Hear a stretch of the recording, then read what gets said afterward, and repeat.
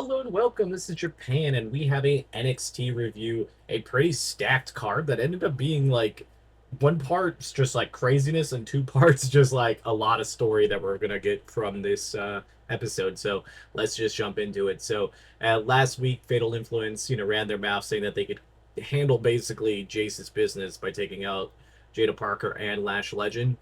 So each individual, Jasmine Nix and Fallon Henley said that they would take out one each. So they had matches. So Jada Parker versus Jasmine Nix. It was a pretty solid match.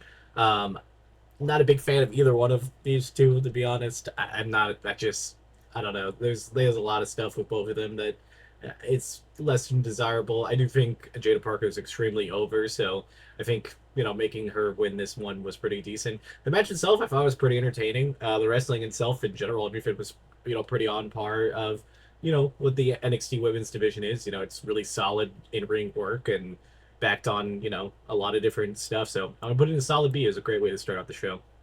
Next up, we had Javon Evans coming down, talking about that he's going after the biggest dog in the park, or in the yard, and Trick Williams believing it was him. He came down when he really actually meant Obafemi, and then High Rise came down to back up Trick.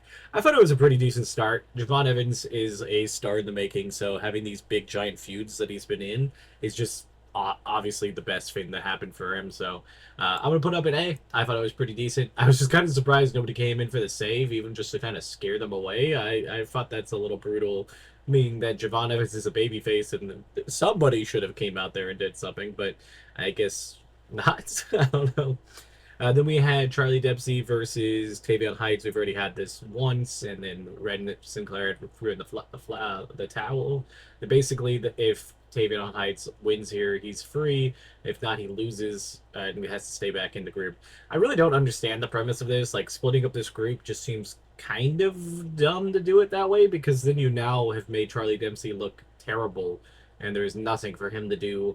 And now you made two extra single stars that probably aren't going to get much of a thing. I think Tavion Heights would be a perfect person to put in that North American title area, but I don't think there's enough spots to really put him anywhere.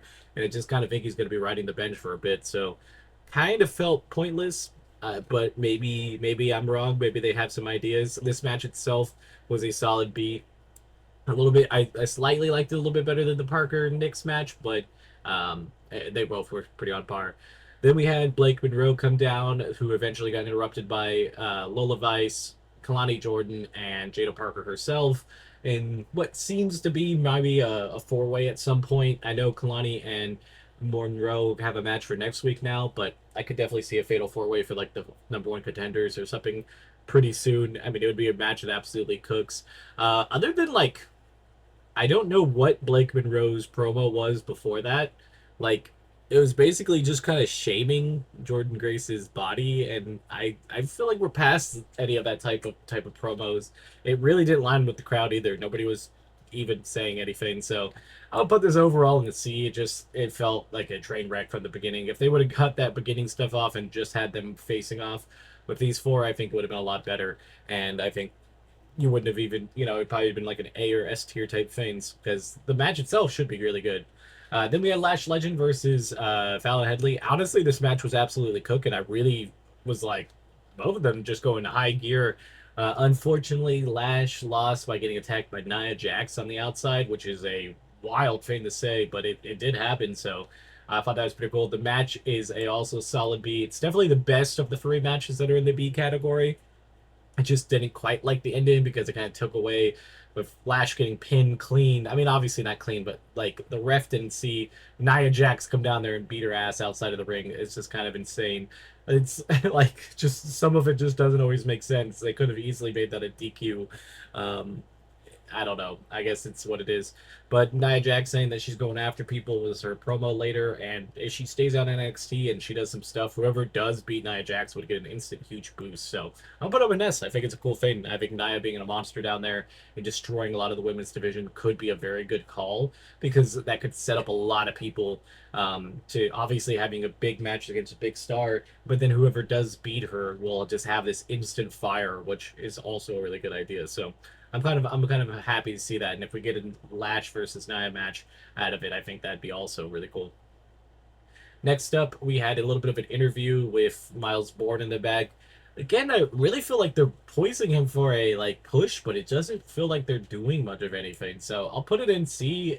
I guess I'm cautiously optimistic that they might be doing something, but I also kind of don't feel like they are. Then we had three Joe Hendry like weird glitches that like nobody talked about.